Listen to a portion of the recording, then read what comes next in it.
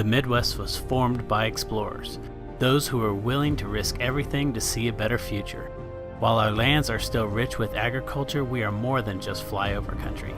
Our former cow towns are now business hubs and technology innovators. On this show, we tell the stories of folks marketing in the middle. This is the Midwest Marketing Show. Welcome to the Midwest Marketing Show. Today I have Bobby Burch, who is a journalist, but I'm going to let him tell his story. So Bobby, thanks for coming on the show. Thank you very much for having me. I really appreciate it. Yeah, but I was very excited when I saw that you left the Business Journal and started at Startland News. So tell us a little bit about that journey beforehand, and then what led up to where you're at today. Yeah, I started out at a small newspaper in Ottawa, Kansas. I was a web editor there, covered a variety of things, politics namely, but transitioned to the Business Journal, wrote on technology and entrepreneurship there. Really fell in love with the startup community through that. Just a really great, embracing community. A lot of cool things going on in Kansas City. So there's really dozens of pitches that I got for stories when I was at the Business Journal for startups and for early stage companies and tech companies. Unfortunately, I just wasn't able to make time for all of them. But I always had in the back of my mind this idea that it would be really cool to have a publication dedicated to telling these stories. And it seems like there's has been an outcry from the community for this sort of storytelling. So when the opportunity presented itself, I jumped at it. Awesome. So tell us kind of what Startland News is, and then talk a little bit about your role as editor-in-chief and some of those day-to-day activities. Yeah, so we're a digital publication exclusively. We cover the entrepreneurial ecosystem, as we call it, in Kansas City, which includes academic organizations, city government, state government at times as well, obviously startups, the investor community, and how corporations also kind of tie into that. Really, we want to highlight what innovative things are happening in Kansas City. So within that, every day is different. There's a lot of variety. That's what I love about it. So really researching stories, talking to people, telling people that Startland is around and that we're trying to tell stories of entrepreneurs in the community and different tech businesses as well. Yeah, I've been following the feed, and I get the newsletter, and it feels more like a website that tells compelling stories. It doesn't feel like some of the other startup communities that have been popular in Kansas City during that time that you're at the Business Journal, where it was more self-promotion. You got that feeling, right? It was like, how's it good for me? But I like what you guys are doing because you have this different funding model, and you're telling the gripping stories, the good stories, the ones that really motivate entrepreneurs. Because as an entrepreneur, that motivation is, after you just look at your bank report and your numbers are going down, and you think you're going to fail or something like that, it helps to have other people around you that are telling good stories to say, okay, it's possible. Other people dealt with this. Yeah, absolutely. And you guys are covering that. But I truly love the twist that you're going on for the newspaper and the pivot towards a digital property rather than a paper-first property. Because I think when you go paper first, you think of the traditional ad model and the monetization of subscribers, and then it's kind of like you got people paying in two different directions, and it feels weird, right? As a subscriber, it feels weird that I paid you to show me advertisement. Yeah. So I like what you guys are doing there. How has Startland News and running it been different, and what do you see that's driving the initial success on the site? Well, it's been a different adventure in a lot of ways. Right now, we're really focused primarily on building an audience and delivering the best content that we can, and telling the compelling stories that we feel have not been told in Kansas City for some time. There's been, I think, a variety of reasons why the successes or the early successes happened.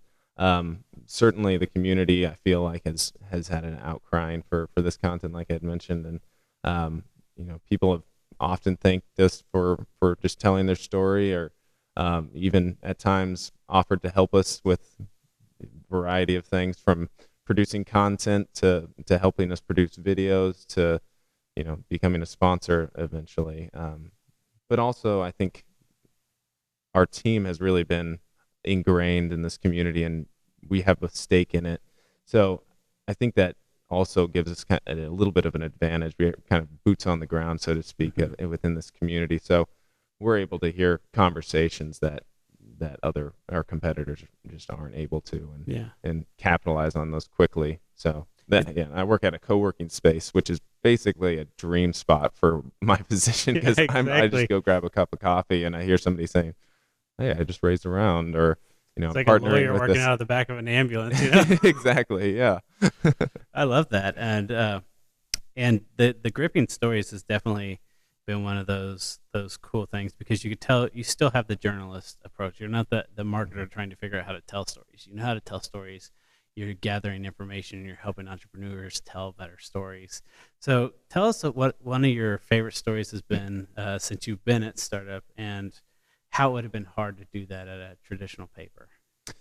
One of them definitely would be the developers conference that we recently covered. It was about a month ago, I'd say. First of all, we were able to collaborate with Kansas City Public Television on that. There's not many times that you see media competitors partner on a story, but they bring a lot of strength to the table, and they're able to create a really compelling, story to complement our written piece. Secondly, it was something we were able to turn around really quickly. Obviously, as a news consumer myself, I like having as much information and context within a piece as I can. So, we're able to give a lot of background on things, and give links out to other information that's relevant within that. But really, the speed and the collaboration, I'd say, have been two of the biggest things that have really set us apart. Mm-hmm. Yeah, you would never see a developers conference cover. Yeah. In traditional media, even if it's a good story, right? Yeah. I remember like 6 years ago, we did a thing called Coders for Charities. Mm-hmm. We had 60 developers and 12 charities, and over a weekend, they committed night and day. People were sleeping over there to build websites and whatever products. Mm-hmm. We called every media outlet trying to get them to come and just tell the story, just because we're nerds and we want to be seen on TV, right? We're doing this cool thing and we want our kids to see it on TV. Yeah. We just had one crew come out, and the story was kind of weird, and it was you could tell it was like the later in the show kind of story. But on your guys' paper, that would have been like a top of the full Absolutely. Story, because it is amazing things going on in a community that loves to give back, and then also teach each other. Yeah. Hi, I'm Best of Jess, or Jessica Best, and I'm here with your Email Marketing Minute for today. Today, we're going to talk about the importance of deliverability. Big word, important purpose. It just means getting into the inbox. The reason we care, return on investment. That one I know you know.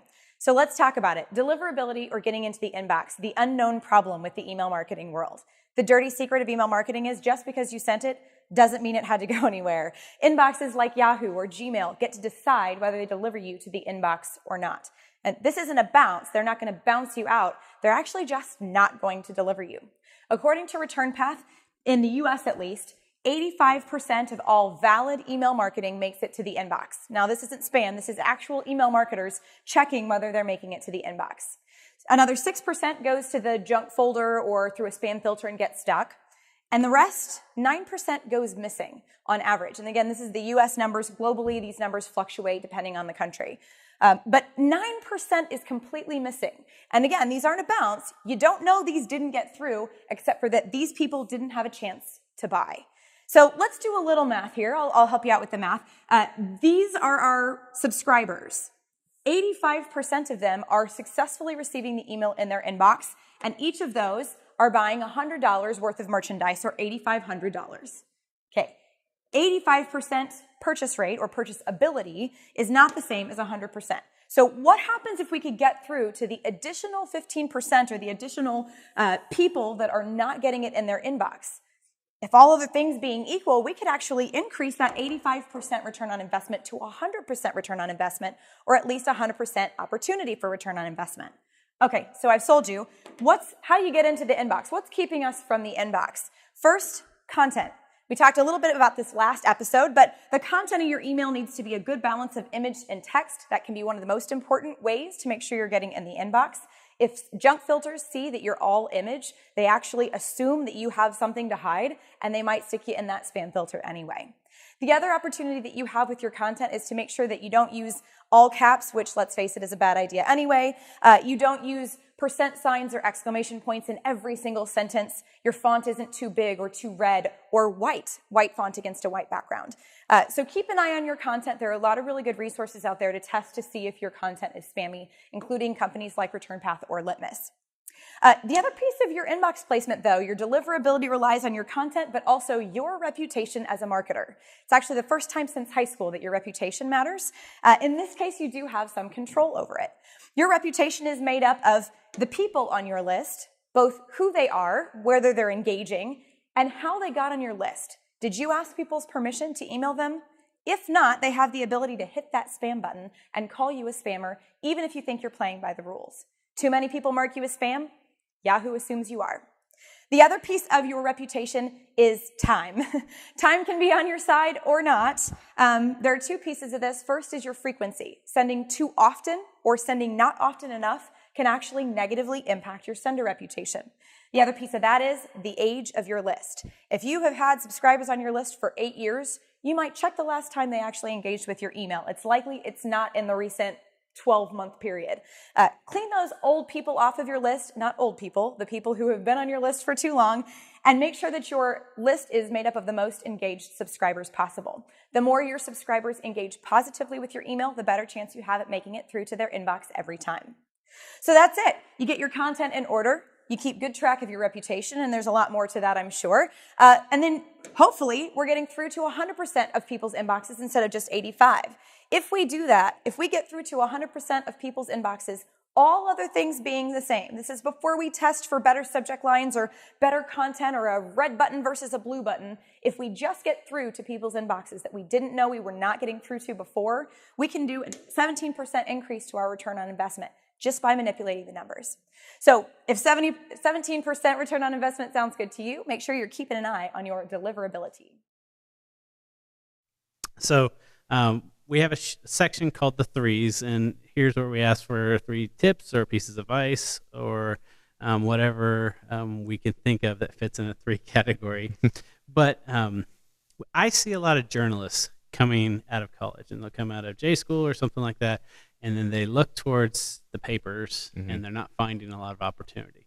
There's a lot of tenure guys in there, and there's a lot of better storytellers than they are, unfortunately, there. And so they're kind of wondering what to do. So some of them stay back in school, or some of them take another job. But I think there's this interesting online community and brand turn that we need more journalists in marketing departments. We need better storytellers. Definitely. So what if, with your change from traditional paper to digital, what would 3 pieces of advice you would give to a journalist who would maybe sitting, out of school at a small regional paper or even at a bigger paper, looking to follow the disruption, to embrace the modern content creation process? Well, I would say the most important thing is to stick to your craft of storytelling. And for me personally, the best way that I've done that is by reading a ton and reading widely. Pick up a variety of sources of news and nonfiction books, and make sure that you read them thoroughly, and not only notice obviously the content of it, but the way that they're structured. That's definitely important, and also be willing to give new sources of information and new mediums a try. I've recently kind of become a podcast addict, and I really love how people tell stories in that way, and it's something that I hope to emulate at some time on Startland. And 2 other ones. Definitely trust your storytelling instincts. I feel like at times, and I've learned from this, that when I don't trust that instinct, the story doesn't come out quite the way that I hoped it had, or I see a competitor that maybe went in that direction that I had thought, and then I'm kicking myself for not going into it that way. But trust your storytelling instincts, and and trust your gut. Also, probably the last piece would be to do whatever you can to maintain your curiosity and your curious spirit. Learning every day is the best part of my job, and I wouldn't be in it if it weren't for the incredible variety that I get and the awesome people that I interact with and what I learn from them every day. So keep that curiosity, and it keeps it fresh and it keeps it fun for sure. And I just hope that so we have a lot of marketers that watch this show, and they're all trying to get into content marketing, and you are doing it, but you're not saying you're doing it, right? You're doing the rhythms because you know they work and you've seen that they work, and you're just telling stories over and over on this frequent basis, and you're always writing, you're always thinking, you're always learning. And if they want to get into content marketing, they really want to succeed, they have to have that exact same mindset, right? Yeah. They have to be learning. I love that. So thanks for sharing. And as we wrap this up, I always ask the question, who do you find influence in, or who influences you regionally and then worldwide? Regionally, two storytellers or two professors of mine have really had a big impact on me. One is actually still a writer at the Kansas City Star, Eric Adler, great storyteller, writes some really incredible in-depth pieces. If some of you have read them, if you haven't, I highly recommend them. And also Richard Arthur at Butler County Community College. I'm sure he's probably retired, but he really kind of pushed me into the English realm, and I had started off in business and just really wasn't sure where I was going, and he challenged me a lot and learned a lot about myself and why I wanted to tell stories for a living. And then, man, worldwide. I mean, is it corny to say my grandpa? I don't know. Oh, absolutely not. My grandpa taught me so much about patience and humility, and he was a really great man for sure. And about respect for the earth and everything. And, he was big into agriculture, had a big farming background. So definitely gained a new appreciation for being a good caretaker of the earth. And so it's cool to see guy. that you had an entrepreneur, because all Yeah. farmers are entrepreneurs. Be Absolutely, that guy who instilled those morals and those values in you, and now that you're telling these stories, I bet you look at the entrepreneurs that don't have that spirit, and you immediately know that I wish you could get that spirit, because that's what's going to make you succeed. Absolutely. And yeah, so that's great. Well, thanks for joining the show. Hey, my pleasure. Thanks for having me. And I can't wait to see your podcast, because I think that's going to be a lot of fun. We'll see it. Yeah, hopefully soon. Yeah, thanks a lot.